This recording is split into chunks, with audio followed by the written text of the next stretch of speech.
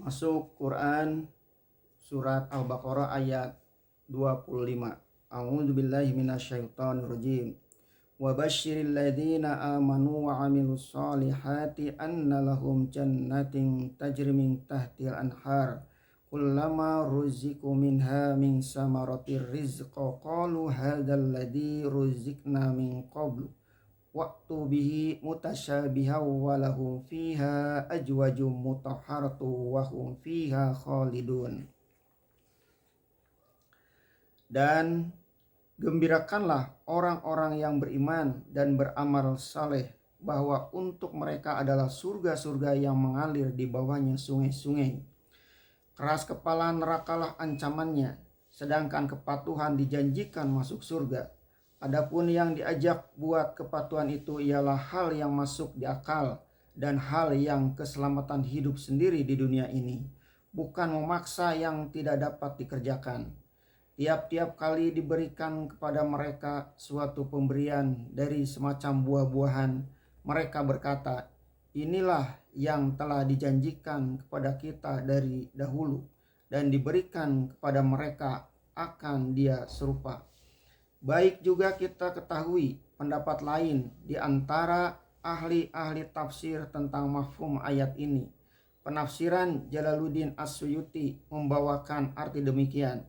Inilah yang telah dikaruniakan kepada kita di waktu dahulu dan diberikan kepada mereka serupa-serupa. Beliau Al-Jalal memahami bahwa buah-buahan yang dihidangkan di surga itu serupa dengan buah-buahan yang telah pernah mereka diberi rezeki di dunia dahulu. Padahal hanya rupa yang sama, tetapi rasa dan kelezatannya niscaya berlainan. Adakah sama rasa buah-buahan surga dengan buah-buahan dunia? Adapun penafsiran yang lain memaknakan ayat ini, inilah yang telah dijanjikan kepada kita di waktu dahulu. Artinya, setelah mereka menerima buah-buahan itu, terkenanglah mereka kembali.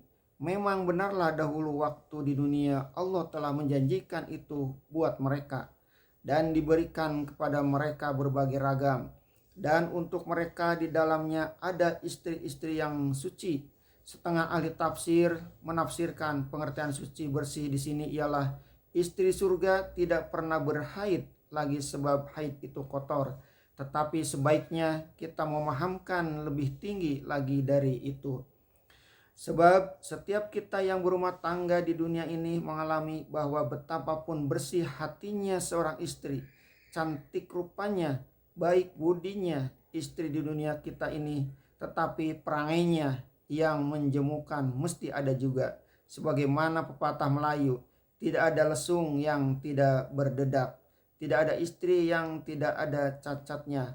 Ada baiknya di segi ini, ada pula lemahnya di segi itu. Sehingga di dalam surah An-Nisa 19 Allah menasihatkan, wa'ashiruhunna bil ma'ruf fa in karihtumuhunna fa asa an takrahu syai'aw wa yaj'alallahu fihi khairan katsiran. Dan pergaulilah mereka dengan cara yang baik. Karena jikapun kamu tidak suka kepada mereka, mudah-mudahan sesudah kamu benci kepada sesuatu, Tuhan Allah akan menjadikan padanya kebaikan yang banyak. An-Nisa ayat ke-19. Istri-istri surga itu suci, bersih dari cacat yang menjemukan itu. Bukan sebagai istri dunia yang kadang-kadang memusingkan kepala. Baik istri surga, anak bidadari yang dijanjikan maupun istri sendiri yang akan dipertemukan Tuhan kembali dengan kita karena sama-sama taat beriman dan beramal yang soleh. Dan mereka akan kekal di dalamnya, kekal di dalam surga itu dan tidak akan mati lagi. Akan selalulah kita berjumpa ayat-ayat janji gembira dari Allah untuk hamba Allah yang diberi tempat di dalam surga kelak itu. Kepercayaan akan adanya surga dan neraka adalah termasuk dalam rangka iman. Sehingga jika kita tidak percaya, kafirlah kita. Namun ada suatu hal yang sebenarnya tidak perlu dipertengkarkan karena membuang-buang waktu, yaitu pertikaian beberapa ulama tentang apakah surga itu telah ada sekarang ini atau nanti saja akan diadakan. Kalau sekarang memang sudah ada, apakah ia masih kosong? Mengapa seketika Rasulullah Shallallahu Alaihi Wasallam Mi'raj, beliau melihat sahabatnya Bilal bin Rabah dalam surga, padahal ketika itu Bilal masih hidup. Hal begini semuanya sudah termasuk hal yang goib, yang kita percaya menurut yang diwahyukan, dan tidak perlu kita tambah lagi dengan tafsiran-tafsiran lain yang akan memusingkan kepala kita sendiri. Demikian juga tentang kekal. Yang perlu kita perhatikan ialah syarat masuk surga yang telah diterangkan tadi, yaitu iman dan amal soleh. Kepercayaan hati kepada Allah, lalu kepercayaan itu dibuktikan dengan amal perbuatan. Sebab tidak mungkin terjadi pertikaian di antara iman dan amal. Tidak mungkin hanya ada kepercayaan, sedangkan gerak amal tidak ada. Dan tidak mungkin pula ada gerak amal, padahal tidak datang dari suruhan hati. Lantaran itu, di antara iman dan amal soleh dapat juga dirangkaikan pada jalan pikiran kita tentang kebudayaan. Kata ahli kalimat, kebudayaan itu adalah gabungan dari dua kata, budi dan daya. Budi artinya cahaya yang timbul dari jiwa, daya ialah perbuatan yang timbul dari gerak anggota. Maka bolehlah kita katakan bahwa mukmin sejati itu adalah orang yang berkebudayaan tinggi.